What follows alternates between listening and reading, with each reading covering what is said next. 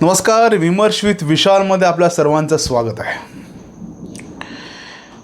मी नारी शक्ती वंदन अधिनियमबद्दल काँग्रेसवरती बरंच काही बोललो, परंतु सोशल मीडियावरती जे काही येत आहेत त्याचा उहापोह करावं असं मला वाटलं.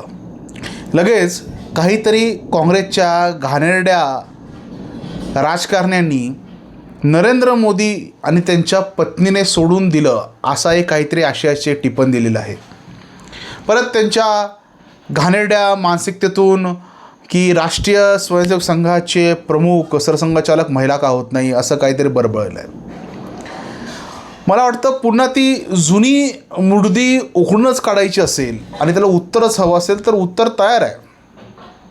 राष्ट्रीय स्वयंसेवक संघ याचे सरसंघचालक हे त्यांच्या कुवतीपूर्ण ऐपतीपूर्ण ठरतात आणि राष्ट्रीय स्वयंसेवक संघाची महिला विंग राष्ट्रसेविका समिती यांच्यासुद्धा ज्या प्रचारिका आहेत, प्रमुख आहेत, त्यासुद्धा त्यांच्या विशेष अधिकाराने ऐपतीपूर्ण ठरतात. राष्ट्रीय स्वयंसेवक संघ आणि त्याची महिला विंग राष्ट्रसेविका समिती आहे आणि त्याच्या प्रमुखसुद्धा आहेत आणि त्या ह्या टायमाला चांगलं काम करत आहेत. त्यांचं नाव शांताक्का. मुळात संघाबद्दल माहीत करून घ्यायचं नाही, फक्त टीका करायची. संघामध्ये महिला कुठे आहेत म्हणायचं, संघ चालतो कसा.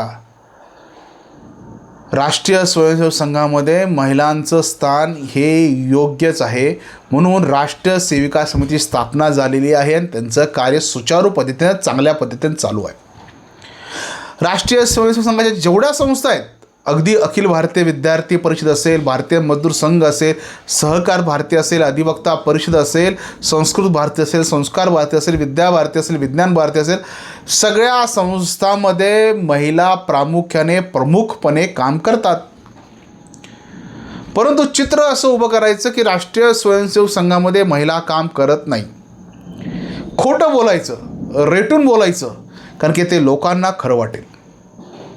नरेंद्र मोदींच्या पत्नीबद्दल तुम्ही सांगून त्या गोष्टीत चोथा केलेला आहे. पाण्यात असताना लग्न झालं, त्यानंतर त्यांनी एकमेकांना निर्णय घेतला. पण अशा किती काँग्रेस लोकांची लपडी आहेत, ती काय सांगायला हवी आहेत का. नरेंद्र मोदीचा आणि त्यांच्या पत्नीचा हा वैयक्तिक निर्णय होता आणि त्यातून ते वेगळे झाले. एका माणसाने स्वतःला राष्ट्रप्रती अर्पण केलं.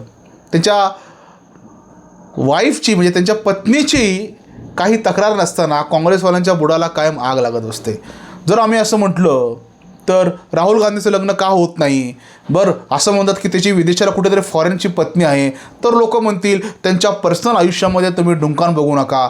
आम्ही जेव्हा बोलतो तेव्हा राहुल गांधींचं पर्सनल आयुष्य होतं, तो कशाला 10 वेळा विदेशात जातो, तो कशा फॉरेन फंडिंगसाठी आणि फॉरेन शक्तीला, ज्या शक्ती या देश विघातक आहे त्यांना भेटतो, आपल्या देशाचं कसं गरळ ओळखतो असं म्हणला तर तुम्ही म्हणाल व्यक्ती स्वतंत्र.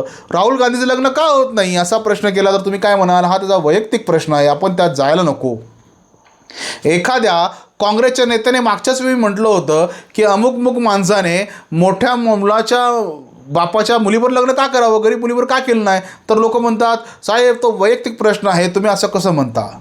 मग नरेंद्र मोदी आणि त्यांच्या पत्नीचा निर्णय हा सुद्धा वैयक्तिक आहे नाही. पण आता या महिला आरक्षणानिमित्त हे सगळं बाहेर आलं आहे, बाहेर येऊ द्याल ना. परत म्हणले की पंतप्रधान भाजपने महिला का नाही केली. अकलेचे तारे तोडणारे असतात.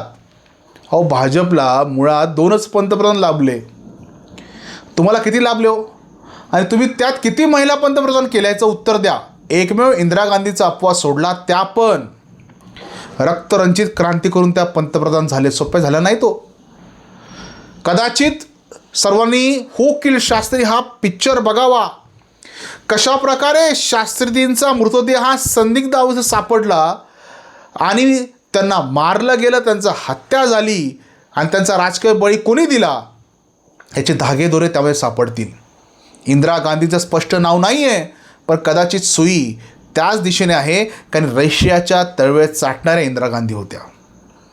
यशवंतराव चव्हाणांना डावलून, मोरारजी देसाईंना डावलून त्यात त्यांच्या डोक्यावरती स्वार होऊन पंतप्रधान झाल्या, म्हणून तुम्ही म्हणताय का की आतापर्यंत भाजपने कुठे महिला पंतप्रधान केली, काँग्रेसने मात्र महिला पंतप्रधान केली आहे. तुमची महिला पंतप्रधान ही एका रक्तरंजित क्रांतीने झालेली आहे. तुमची महिला पंतप्रधान ही ज्येष्ठांच्या डोक्यावरती चढून झालेली आहे. त्यामुळे दुर्दैवानं मोरारजी देसाईंना बाहेर पडावं लागलं. यशवंतराव चव्हाणांना आतोनात यातना दुःख दिल्या तुमच्या पंतप्रधान इंदिरा गांधींनी. त्यामुळे त्यांना काँग्रेस काढायला लागली. आणि तुम्ही म्हणता भाजपला की अजून पंतप्रधान केलं नाही, भाजप करू शकतं. भाजपने सुषमा स्वराजना उभं केलं, भाजपने आता अर्थमंत्री निर्मला सीतारामनना उभं केलं, भाजपने स्मृती इराणीसारख्या असंख्य महिलांना उभं केलं. अहो, दिल्लीची सीमा आम्ही महिलाच केली ना. तरी पण काहीतरी खुसपट काढायचं आणि म्हणायचं महिला पंतप्रधान का केलं नाही. अहो, भाजपनेच राष्ट्रपती महिलाच केली ना. द्रौपदी मुर्मू सन्याल जातीची, अतिशय छोट्या जातीची, छोट्या जमातीची, ज्याचं नाव कुठेही नव्हतं, एक शिक्षिकेला उभं केलं. कुठल्याही राजनीती नेत्याला आणून किंवा त्या बायकोला आणून खुर्चीवरती बाहुलीसारखं बसवलं नाही. भाजपने द्रौपदी मुर्मू ज्यांची म्हणजे की एक अतिशय मागासलेल्या कम्युनिटीमधले आहेत, पण त्या शिक्षिका आहेत, उत्तम कार्य करतात, म्हणून त्यांना देशाच्या सर्वोच्च स्थानावरती बसवलं. ती कुणाच्या नेत्याची बायको आहे, आई आहे, बहीण आहे म्हणून बसवलं नाही. काँग्रेसने याचं आत्मपरीक्षण करावं. संघावरती टीका करण्यापेक्षा अपने गिरेमान में झाँक के देखना चाहिए की तुम्ही ज्या पंतप्रधान केलं त्या पंतप्रधान रक्ताने हात माखलेले आहेत, लक्षात घ्या. परत प्रश्न आला की BJPने आतापर्यंत पार्टीचं अध्यक्ष, राष्ट्रीय अध्यक्ष एका महिलेला का नाही केलं. भारतीय जनता पार्टीच्या संस्थापिकापैकी एक राजमाता विजयाराजे सिंधिया आहेत. भारतीय जनता पार्टी जेव्हा स्थापना झाली ना, राजमातांचा फार मोठा वाटा आहे. आणि तुमच्या राजमाता फॉरेनमधून येऊन आयत्या पिठ्यावरती रेघोट्या मारण्यासाठी बसवल्या. पण भारतीय जनता पार्टीची जेव्हा स्थापना झाली त्यामध्ये प्रमुख भूमिका एका स्त्रीची होती.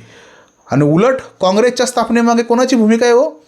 काँग्रेसच्या स्थापनेमागे एवो ह्यूम नावाच्या ब्रिटिश अधिकाऱ्याची भूमिका आहे, किंवा ती लॉर्ड बॅटनची जी बायको आहे ना तिची भूमिका असेल, सगळे विदेशी. म्हणून काँग्रेसने या विषयात बोलू नये. काँग्रेसने आपलं आत्मपरीक्षण करावं. भारतीय जनता पार्टीची भविष्यात राष्ट्रीय अध्यक्ष महिला होऊ शकते, पण तुमची राष्ट्रीय अध्यक्षा गांधी घराण्याच्या पलीकडे होऊ शकते का? तर होऊ शकत नाही. तुमचं कान काढण्यासाठी मी दुसरा व्हिडिओ नक्की करणार आहे. परंतु तुम्ही जे अफवा पसरत आहेत संघाच्या नावाने, मोदीजींच्या नावाने, भाजपच्या नावाने, अफवा पसरवण्याच्या अगोदर अपने घर शीशे के होते और दूसरे घरों के ऊपर पत्थर नहीं मारा करते. धन्यवाद.